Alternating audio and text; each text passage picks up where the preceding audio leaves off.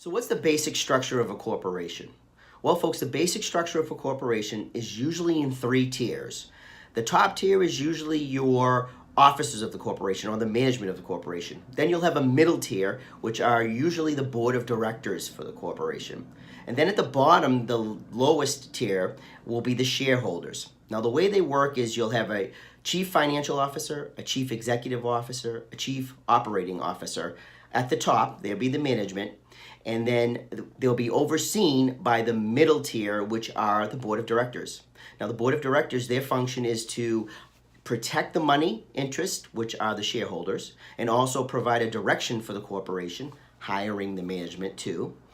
And what they do is they report directly to the shareholders. Now, the shareholders are the money, the investors in the company. And they're the ones that are issued shares of stock which have value. Dave Ceruolo, ceruololaw.com.